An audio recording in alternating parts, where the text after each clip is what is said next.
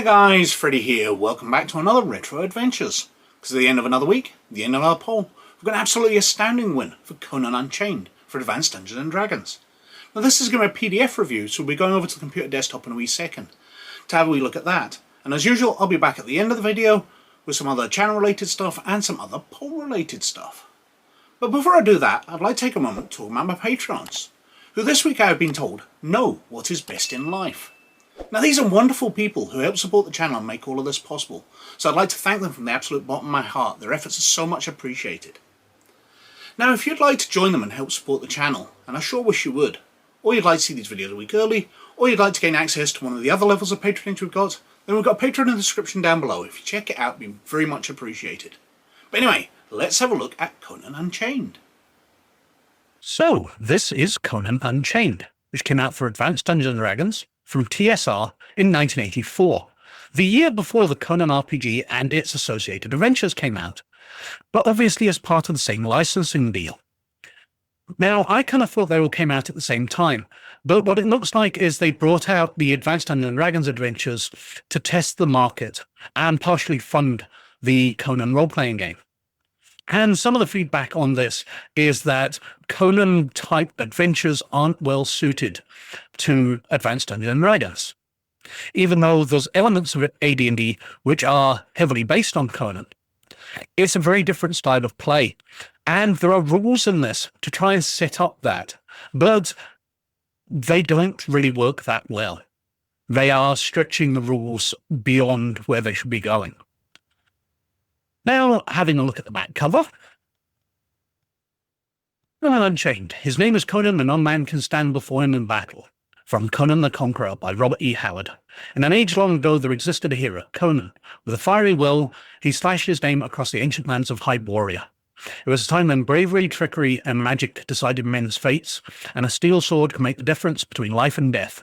For the daring, strong, and clever, there were fortunes to find and lands to rule.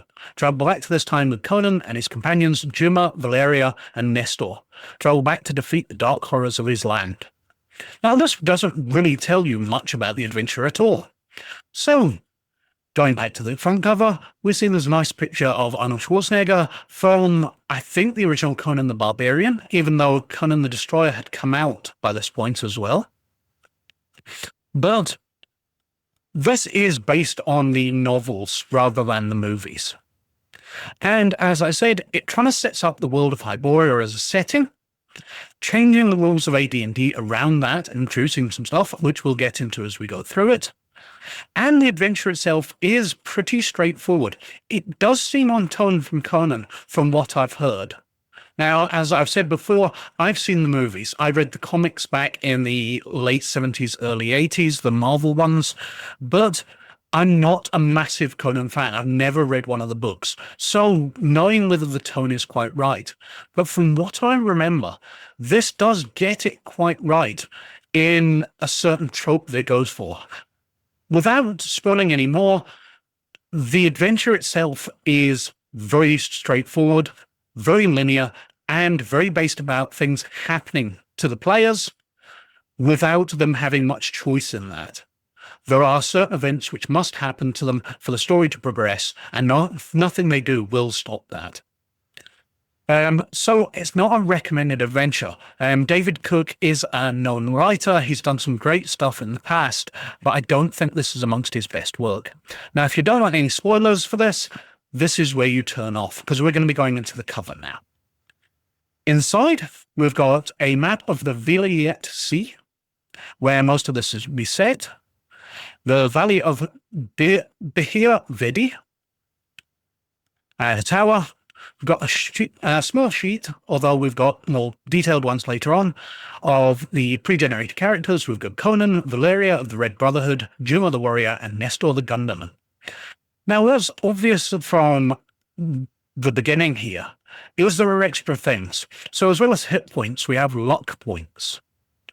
And we can see Conan here, 13th level fighter, 7th level thief, 100 hit points, strength of 1890, very high stats across, and intelligence of 14.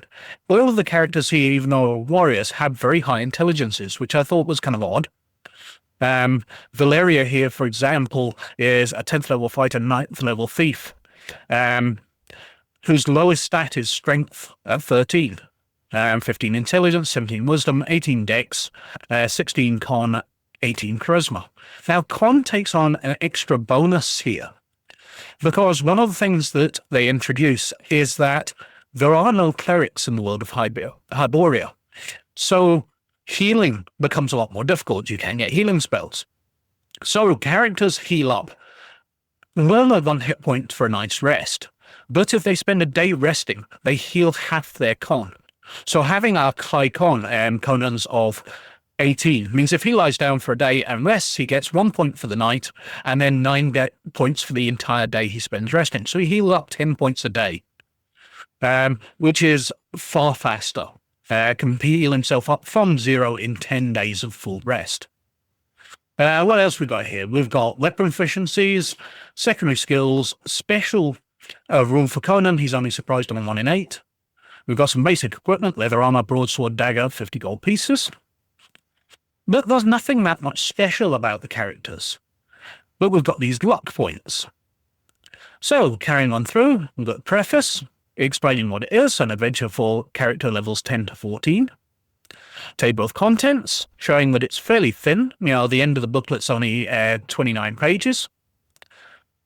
Unchained, preparing for the adventure. So it talks about using AD&D rules in Hyboria and introduces fear factor.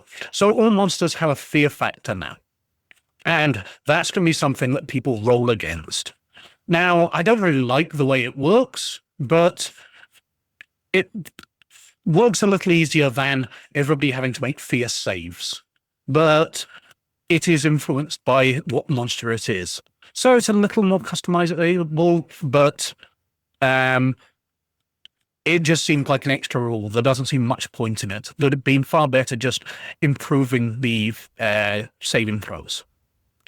We've got heroism and luck. So, as we saw on those short character sheets, everybody has luck points. And the DM keeps track of these. So the player might keep track of them in a way. But we've got things like spending on 1 luck point gets a player make 1 extra attack in a round, or automatically hit an opponent, or climb without falling, or catch something tossed to them, leap a chasm, tear a door off its hinges, or pick up a man-sized object. Spending 2 points lets you knock out a person with a pistol weapon, spring back from a track just in time, climb while carrying another person, or make 2 extra attacks in a round. Spending 3 allows you to perform a heroic action beyond the scope of the rules. And that's where the AD&D rules break down here, because they've introduced this thing to allow Conan to do all these amazing things that Conan does in Conan's books and stories, but they've just put it down to luck points. So he's got a bunch of luck points, he spends them, and he can do anything. Luck points can never be spent after a die roll's already been made, can't be made on a saving throw, and can't be against a fear check. We've got list of luck points, so Conan's got 12, Juma and Nestor have 10, and Valeria's got 16. And some monsters also have luck points. Now, as I said, the healing rules there. We've got description of the Hyborian world, history and geography, the people, the technology, the type of monsters, mentioning that they are far rarer than AD&D. Spellcasters, magic users exist, but it's not really trusted, and tends to be evil. Clerics spellcasting powers are virtually unknown. Magical items are far rarer, and then we're into the adventure itself. So Conan and his companions are part of an army. They've been hired as mercenaries to be part of this army. And very quickly it comes under attack by dark magic and gets wiped out. So the players are left by themselves in enemy territory. And they encounter a group called the Kozaki, a group of outcasts, outlaws, and semi-civilized people who live a nomadic life. And this is where the players get captured. That's a point of the adventure. No matter what they do, they will get captured. But instead of breaking it to them, it makes you play through that. And because luck points are a finite resource, you can burn through your luck points trying to avoid this. And that will set you up badly. Whereas if you know it's going to be the rest of the adventure you're going to need your luck points for, you can save them. Anyway, there's a long period as the players travel as prisoners of the Kazaki. Female characters are treated very differently. We've got some important NPCs living with them. And this is the part where it feels very Conan. Conan's stories will often have Conan, because he is this amazing person, being captured and rising to control the group that he's been captured by, because he'll prove himself. And that's what this is about. The Kazaki, if you play your cards right, will end up basically working for Conan. He'll become their leader. Carrying on through, there's different encounters within fortunate event, some alright artwork, showing a prisoner tied to a tree there, a drunken character, returning raiders, snuffling in the dark. So different encounters they can come until Conan becomes their leader, or an influential character in their group, because he's just so darn great. And then we've got plot encounter 3, the woman in need. They get contacted by Kostiras, the slave girl. I am Amarasti, beloved of the Khan. She has been kidnapped by an evil sorcerer and calls on them to rescue her, being beloved of their old leader, the person who had hired them to be part of that army, which was defeated. So this is where the adventure kicks off, but we are 18 pages through it already, where most of the space has been taken up with them being with this group that kidnapped them or captured them. So carry on, there's encounters at sea as they travel to rescue her, into the valley, into the citadel, until eventually they encounter the Tower of Biavedi. Some very nice artwork there, until they reach Biavedi. If he has Kasiris as his prisoner, she's bound to the altar.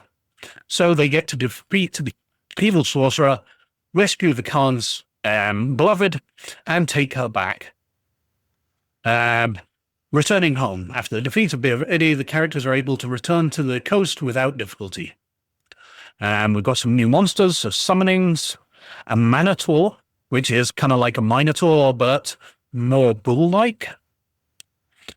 And then we've got the pre-generated characters in more detail, with some background and sort of quotes and things. So we've got Conan, Nestor, Juma, Valeria. A colour map on the inside back cover, and the back cover. So 38 pages, including the covers. Now, there's not much adventure in there. There's a few encounters. The being captured as prisoners and rising to lead them is a very nice journey, but that's the bulk of the adventure. It then just goes off into an ordinary dungeon bash, going up an evil kidnapper, a dark wizard who they must defeat to rescue the beloved of the person who originally hired them. I don't think there's a lot there. The fact that there's so much rules in setting you up into playing in Hyboria does make it kind of interesting. It's very quirky, and I don't see the value in playing it these days, but it is a nice little read-through. So, that was Conan Unchained, and that won the poll this week with an absolutely massive 44% of the vote, double of the second place game, which was All Animals Are Equal for Gamma World, which came in on 22%. Behind that was Orion Ruse for the Star Trek role-playing game, which came on 20%. And in last place was Ghostbusters 2 The Adventure for the Ghostbusters International role-playing game, which came in on only 14%. But as usual, all of those are wiped out of the poll, although we'll come back to them sometime in the future, because they're all worthy of a look. And we're going back to a retro RPG poll, and this time it's all viewer suggestions again. So, first up, we've got the James Bond 007 game from Victory Games, which came out in 1983. Now, we've covered one of the adventures in the past, and it was really, really interesting. It'd be fascinating to look through, especially as we've covered a bunch of spy games. It'd be fascinating to look at the James Bond game, which all of those spy games are probably based on. After that, we've got Champions, which came out from Hero Games in 1981. Now, this is one of the first superhero role-playing games, and I remember leafing through this back in the day, because one of my friends is a massive superhero fan, and had all of the superhero role-playing games. So, I'm kind of familiar with this one. but it's fascinating to look through and will bring back a lot of memories, I'm sure. After that, we've got GURPS Mars for GURPS from Steve Jackson Games, and this came out in 2002. Now, GURPS supplements are always fascinating because they are so well researched, and it'll be interesting to see one which isn't historical like we've covered in the past, but futuristics and science fiction, so to see what that adds to the game, what research they put into that. And finally, we've got Force and Destiny for Fantasy Flight Games, which came out in 2015. Now, we covered the Age of the Empire version of this game because they brought out their 3. So this will be the second of the 3 Fantasy Flight Star Wars role-playing games. And I don't know whether there'll be much different in it. Are these all just slightly differently focused ones, or will there be a lot more Force stuff in this, as it sounds like? I really don't know. I played a lot of the Age of the Empire game, but I haven't touched this one. I think I had to flick through the rulebook back in the day. But we shall see. Let's see what wins, and let's see what I've got a lot of reading up to do, because I'm not that familiar with any of them. What else have I been up to? Well, over on DriveThruRPG, I've been releasing a bunch of espionage character classes for 5th edition. So if you'd like to see them, check them out. There'll be a link in the description down below. And if you want access to all of them, they're available to Patreons of Laird and Librarian status on a shared Google Drive. So check out the Patreon in the description down below as well. And over on rpggamer.org, well, we're still working our way through the Andor series. It's going to take a while because there is so much in this series. A fabulous, fabulous series. And it's going to take a month or more to work through every episode and detail every character, every vehicle, every species, everything that's in it. Anyway, I think I've been wittering on for quite long enough as usual, so thank you very much for watching. As always, most of all, you look after yourselves, and I'll catch you later. Bye now.